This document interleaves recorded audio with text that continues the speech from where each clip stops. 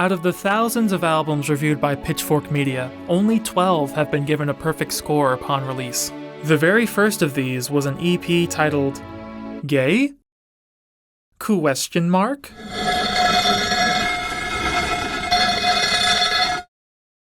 You can't find that review on the internet anymore, without an archive. Actually, most of Pitchfork's old reviews are deleted for various reasons, but right now I want to focus on the band behind this album, 12 Rods. Who are these guys anyway, and why was their material considered perfect to begin with? What made them so special, and why are they my favorite band of all time? Let's find out.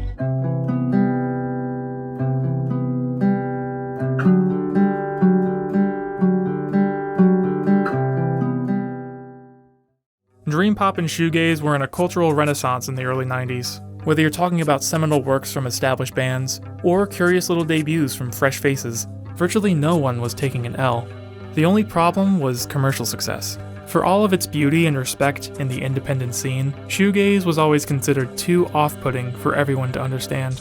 Dream pop was far more accessible sonically, but in terms of hit singles, you had a couple Cranberry songs. Siamese Dream by the Smashing Pumpkins definitely counts, but if it had nothing to do with grunge, it wouldn't have been as successful. I Love You Always Forever by Donna Lewis. I guess Fade Into You was almost a top 40 hit. And if we really want to stretch the definition of things, the Twin Peaks opening was pretty sick too. The point is, outside of Europe, even during these genres' peak of relevancy, good luck netting a wide audience in this field.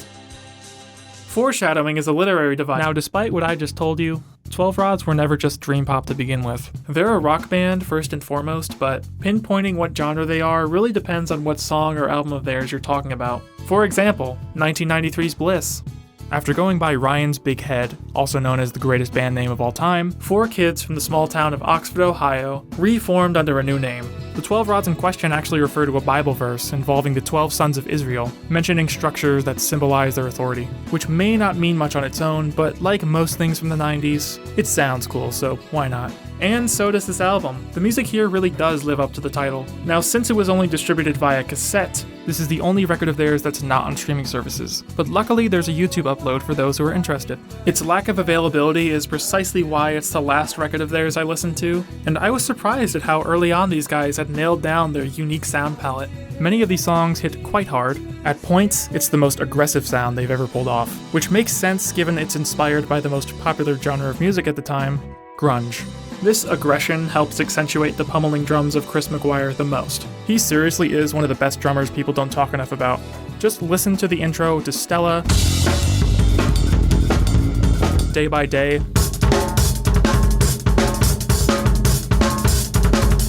or the title track, and tell me that I'm over-exaggerating. Of course, not every track is balls-to-the-wall insanity, as deep cuts like Come Down on Me, Tell a Lie, and the fan favorite I Am Faster work more as introspective detours from the chaos. My only major gripe with this record is lead singer Ryan Olcott's vocal delivery, which can be excused most of the time considering he was just starting out, and incredibly young, but there are some off-key notes here and there that do manage to take me out of it just a bit. Apart from that, sure, it may not be the best written or most memorable record of theirs, but it's still a remarkable start to 12 Rod's creative streak. There's a lot of personality and originality on display here, which is exactly what you want out of a new emerging act.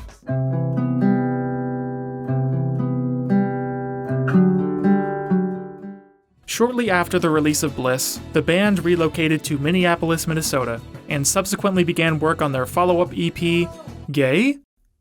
Recorded entirely in a basement. There are just 6 songs here. Don't let that fool you though, it's still a 40-minute record, a length that is rare for EPs, and I think it's one of the best things ever created by man.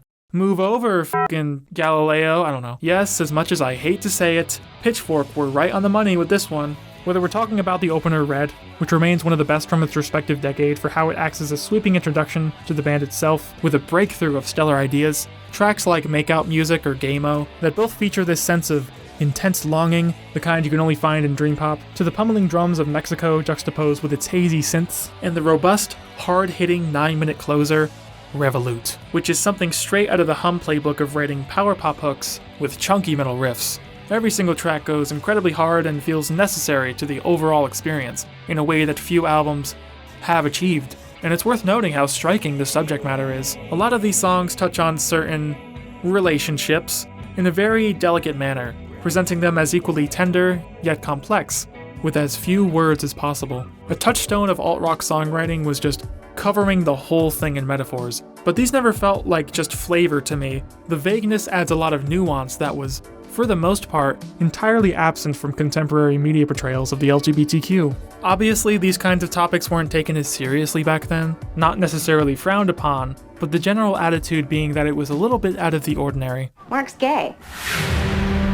And you can argue that it's not as provocative as it thinks it is, that it's just some smarmy kids just out of college who think they're deeper than they actually are, but the music comes from a place of genuine sincerity and real-world experience with these issues. Whether it touch on hometown bullies or lack of fulfillment in your own identity, the desire to feel accepted for who you are, I think it's really important that Pitchfork covered it and regarded it so highly, as I consider the record an all-time favorite of mine, and the perfect score to be completely justified.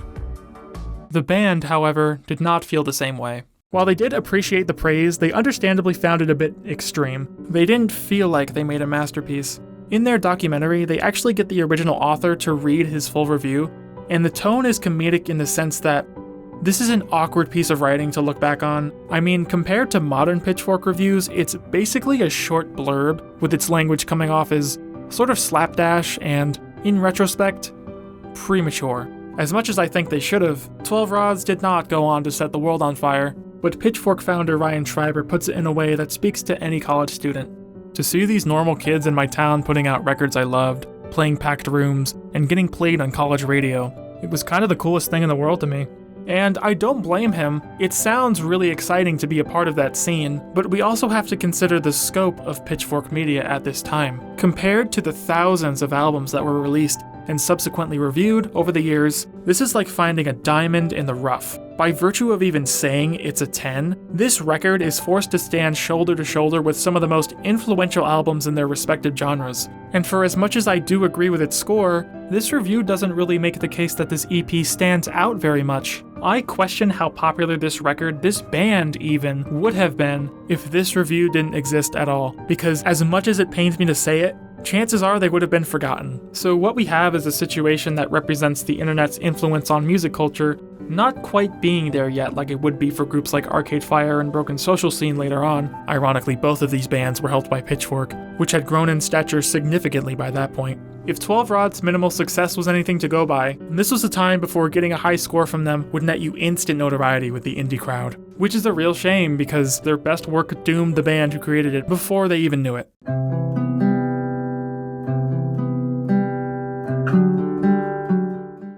But things were still looking up for them after V2 Records picked up the band, making them the first American act to be picked up by the UK-based label. They re-released the EP after the initial buzz the band received, and in the summer of 1998, 12 Rod's commercial debut, Split Personalities, was released. In stark contrast to their previous material, this record's production is a lot cleaner, so given this radical change to their sound, let's see what happens when we play the first track.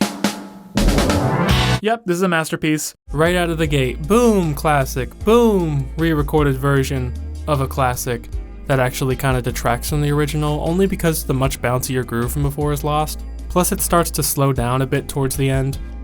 Then, boom, re-recorded version of a classic that significantly adds to the original by slowing it down even more and using that to its advantage. And don't worry, it's not just a rehash. The new songs here continue to push the band's artistic sensibilities. The chemistry and playing between everyone is at an all-time high here. You could really tell during these sessions that they were a highly motivated, creative unit, acting together as one. The 3-track run from Chromatically Declining Me to The Stupidest Boy is probably the most hypnotic this band ever got, with all these pummeling, repeating riffs and distinct musical sections, each with their own jarring transitions. Then we get I Wish You Were a Girl, which takes the cake as the most emotionally resonant song in the 12 Rods catalog, not just because of those thick, heavy shoegaze riffs, but also due to its thematic storytelling. Homophobia and gender norms are incredibly complex topics, so it's a feat that these ideas can be condensed to just this line and have just as much effect on the listener. The mere fact that the protagonist needs to ask this question in the first place to their lover is just, it's so heartbreaking. The lack of understanding as to why this homophobia persists in their own life is harrowing to the point where it leads them to wish their partner was someone else entirely, because that would seem normal to them, and to others. It would make sense. And sonically, this track communicates these complex feelings with intense passion and an unforgettable hook. That's the power of good songwriting right there. All throughout this album, you end up noticing how distinct the chord progressions written by frontman Ryan Alcott are. You can always just tell when he wrote a song, and it's pure fireworks every time.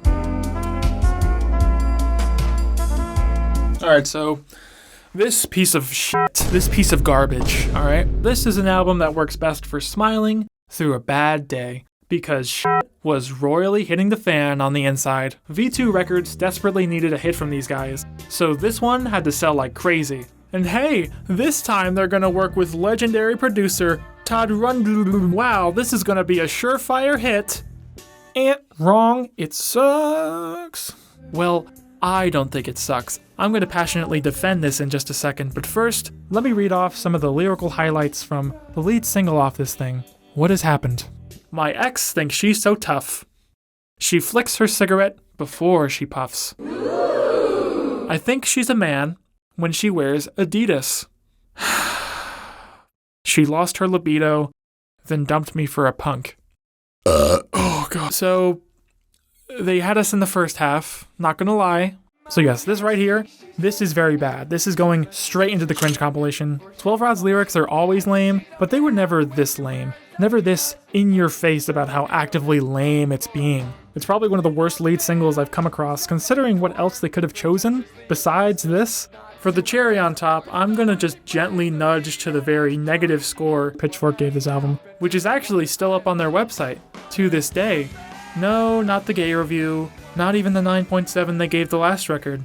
Those two had to be deleted for whatever reason.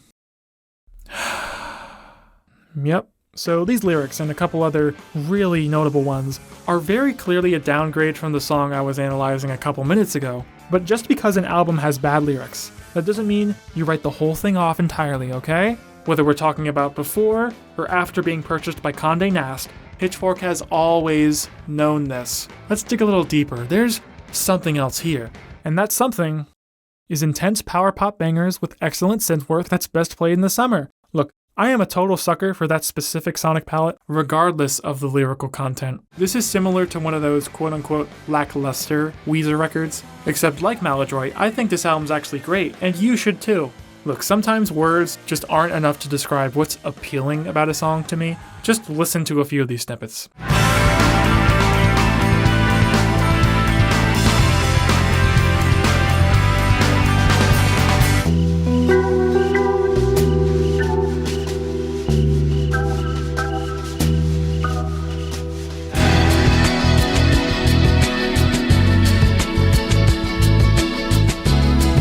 See what I mean? It's sublime. It's what you come to 12 Rods for. But if you're looking at this critically, that might not be what you remember about this record. You're going to keep thinking about the time he name-dropped Adidas and Korn within 10 seconds of each other. Or that there were a lot of slower cuts in the second half that didn't leave enough of a lasting impression. Like I Think I'm Flying, Rock and Roll Band, or You Gotta Go. And yeah, I'm not crazy about those tracks either, but one of them, Your Secret's Safe With Me, could be described that way, and it was actually revealed to be lead singer Ryan's favorite 12 Rod song. And you know what?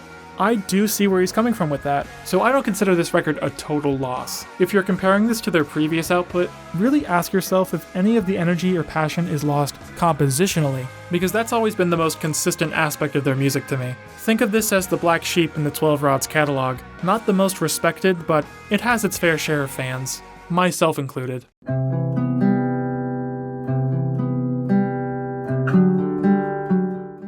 So the charitable rating of Separation Anxieties was that it didn't do very well. Apart from the critical beatdown it received, nothing about this record translated into success for the band and the label, and in the eyes of the record company, that was the final straw. As a result, 12 Rods were dropped from V2 Records shortly after the album's release, and Chris McGuire, one of the best drummers ever, their drummer, left the band on not super good terms. So I just got this letter the other day. I'd like to read to you all. Dear Sirs, we regret to inform you that 12 Rods will be released from the V2 record roster due to the following issues. Current 12 Rods music decidedly has no sales potential in today's music market. 3, due to new regulations from the RIAA, a major record label may only host one in parentheses here, bald dude, as a recording artist due to possible public confusion and record sales irregularities. I guess they mean Moby or something. But so what, right? Who needs a label when you have sheer willpower, the passion to create, in the digital age no less? This DIY philosophy is what I love the most about their follow-up, Lost Time, because it is such a stark contrast to the vibe of the previous record to me, where it seemed like the band were looking to please everyone but themselves. As much of a tragic set of circumstances they were left with during their tenure at V2, whether it be because of mismanagement or creative dissatisfaction, this feels refreshing, like a new coat of paint was applied to give it that extra positive sheen. It feels like the record the band always wanted to make, with zero compromises. And it definitely shows in the final product. If I only listened to these 2 records right here, went about my day, and never ended up hearing this, then this video right here would not exist. Straight up. Lost Time made me a 12 Rods fan for life. I am ride or die because of how good this album is. My first tattoo is going to be of this furry little guy on the cover because he is a good boy who deserves nothing but your love and affection. I considered leaving this tangent out of the video entirely, but considering the overwhelming amount of evidence pointing this out now, it's as good a time as any to mention that this was basically car seat headrest before car seat headrest was a thing. That felt dirty coming out of my mouth, I hope you know that. So Lost Time, this fucking beast that changed the course of my life, is about the same length as the Gay EP, and it contains more songs, so you already know the flow from track to track is watertight. Not a single second is wasted on here, to make way for the sheer amount of bangers Ryan and company could think to include here. It is very easy to find yourself repeating this album in its entirety, over and over, for this very reason. I know I sure did. I would just marvel at how something so good could even exist. To the point where I ended up writing an extensive review going in depth on each track. You know, like a normal person. That'll be linked in the description if you'd like to read it for yourself, but if there's one point I'd like to stress here in video format, this is the record that made the band bankrupt. Yeah, no really. It's kinda conflicting, like, should this record exist? It probably shouldn't, let's be honest. For the sake of financial stability, I vote nay. But things played out how they did anyway, and given the massive financial loss, the newly reformed band were just like, yeah, no, and called it quits after their final show in 2004.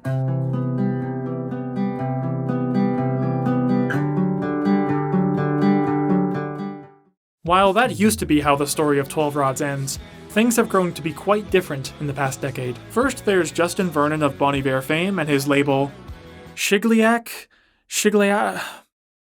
Why you gotta... Anyway, they reissued Lost Time on vinyl and CD in 2015. I actually managed to snag a copy for myself a few years back. It sounds great. He's the artist with the largest profile who sung this band's praises, and he even agrees with me about this album, which gives me hope he's not the only one who's heard about the bird. The bird being 12 Rods. Ryan, don't! This news was accompanied by a reunion show performed in March of that same year, where you had every member of the original lineup, including my boy Chris, let's go, playing on each of their respective songs. A format that fits incredibly well given the ethos of this band and others like it. Like, hey, it took a lot of people's hard work to get to this point, a lot of turmoil, but even if it's just to experience this one night and play for all the fans who've stuck with us over the years, it was all worth it, you know? That, to me, is what makes this a good reunion. You can tell everyone was ecstatic to play with each other again, and it's just a really fun show to watch. The concert was recorded and eventually featured in a Kickstarter-funded documentary about the band called Accidents Waiting to Happen, released in 2017, which the mere existence of still baffles me to no end. Just like with Lost Time, I am so glad we have it, even if the target audience is so small to begin with. But we funded it, damn it, we need this. Well, I didn't, but I would have, I promise. And while I'm very much not a fan of its structure, having to skip the live portions to get to the informative parts, it is instrumental in understanding the full story of what happened to this band and how it affected each of the band members. If you are at all curious, from one fan to potentially another, I highly recommend giving it a watch. There's also been a recent spike of newfound interest in 12 Rods, particularly on sites like Rate Your Music, where a good few thousand people discovered the band and have at least brought them out of obscurity over there. So you can imagine their shock when Ryan, out of the blue, announced on Facebook that there would be a brand new 12 Rods album, the first in over 20 years, and it was going to be recorded entirely solo. Naturally, this was a big deal. and it was right after I had gotten into them, so it felt extra meaningful. And while yes, none of the original members would be in this incarnation of the band, music is something that people move on from all the time, whether it be to focus on family or other things, which is exactly what happened here. It would be legitimately surprising to me if it were the other way around. A lot can change in 21 years, hell, even 8, and this is no exception. Now, we gotta talk about comeback records because the vast majority of them operate under 2, let's say 3 extremes. Sometimes a band picks up where they left off pretty well, ultimately satisfying fans with a natural extension of their sound. These aren't necessarily slumps, but they don't challenge the audience as much, and in most cases, how could you ever expect them to? You also have the obvious exceptions, and I do mean exceptions, that arguably improve upon things in a refreshing light. Then you have those disasters where fans are left questioning whether they even wanted this to begin with. In the case of If We Stayed Alive, you have a lot of elephants each in their own respective rooms, whether it be the scant 24-minute runtime, the fact that these were all re-recorded demos written before Lost Time, which doesn't exactly fill me with the most confidence, like, this was material previously considered not good enough to be on an album, now you expect me to believe they're hidden gems that are ushering in a new era of 12 Rods altogether? Okay, given the knowledge of all these things in advance, it's easy for all of this to work against the album. At least I thought this, until that first single dropped. My year, parentheses, this is gonna be. And I replayed it at least 20 times in a row that day. 12 Rods yet again proved me wrong, and my curiosity was fully rewarded with a lush banger about powering through a tough time. I just love the sentiment of clenching your fists and going, whatever you throw at me, I'm determined to make this my year, whatever it takes. It's a very can-do attitude that I vibe with very heavily. It also finds Ryan looking into the past, incredibly fitting given how long it's been, but also for songwriting nerds like me, who can't help but make that direct connection to the artist. There's more to it than what's on the surface, and that's what the best 12 Rod songs managed to do for me. The recording quality certainly leaves a lot to be desired, but that's not surprising given it was recorded on 4-track in a basement. I'm beginning to get a sense of deja vu, and I'm not sure why. I'm not saying that it's on par. Sonically, this song is begging for a better engineer, but at worst, it's kind of muffled, obscuring the performance a bit. Regardless of these relatively minor gripes, it's a success. This track, along with the other 2 singles that followed, confirmed that the material was solid enough to warrant more 12 Rods, in this day and age. There's a lot of distinct chord changes in these ones too. Ryan's ear for what sounds good has always been his greatest strength. Melodies go up and down like a fucking raft in a ravine, yet they never feel out of place or unconventional. And I should clarify that these songs don't feel like just demos. They're developed enough to act as a natural extension of what would have been the follow-up to Lost Time. Play them on the radio, or TikTok, or wherever else is convenient. Because yes, the new album is good. Really good. I have a lot of positive things to say about it, but principally, it is also the least essential record in their catalog, apart from this thing, which it's really only ever on par with, in my opinion. And that makes sense. For a discography as consistent as this, you would be crazy to try and top stuff like this, on your own. But for as much praise as I've given, this doesn't quite leave me satisfied. In order to really convince me that 12 Rods is going to continue from here on out, I need to hear what a song written in current year would sound like. That is something I can't stop thinking about when listening to this record. I mean, you've already done half the work, I know you can perform these older cuts just fine, and they sound great, but without sounding mean, it's worth asking if they were all that you had left. I would hope this is answered on whatever awaits us next, because I'm left genuinely curious as to what that would sound like. I should add that the subject of touring in a brand new lineup were reassuring to their fans over in Minneapolis. And they do plan on touring this year, so if you have the opportunity, please go and see them. Not everyone realizes this, but being a full-time musician, making a steady income consistently, that is nearly impossible for the vast majority of those even considering it as a full-time career. You can't do it for the money anymore, and if you don't have a backup plan, you will eventually find out why. But here's the thing about all that. No matter how slim those odds are, I don't think that's ever fully convinced Ryan and others like him to stop pursuing their dreams. He views being a musician not as a career or a hobby, but as an assignment. And this speaks to how committed he really is. I have to assume either the fear of becoming a has-been, or already having been labeled one, was partial incentive enough to put himself out there again, to test the waters and see what this new emerging fan base would do with more music. The Rate Your Music crowd may not be a smart financial incentive. Seriously, do not pander to these people. But it is a platform where one's efforts have greater potential to be widely recognized, praised by people who never leave their bedrooms. It's a niche that has been gaining more and more sway as social isolation is much more common. And as cheesy as it is for me to say, that kind of honest appreciation, however small or ineffective it may seem, is invaluable. It's worth more than any amount of money in the world. If this band has proven anything over its extensive history, it's that the desire to create something despite immense pushback is admirable. Sharing a part of yourself is ultimately a sacrifice, and it's one that can backfire in all sorts of weird ways. But despite that, your talent will never be overlooked. It will be cherished by somebody, even if it's just by one person. Sometimes a good story defines a band. There are plenty of people who only know them as the first Pitchfork 10 and moved on from there. But 12 Rods was never going to be for those people anyway. Their small yet enduring legacy is a testament to how far a band will go to prove themselves to those who do care enough. And if there's one thing I hope this video accomplishes, it's to spread the word about my favorite band. While there's still time, you know?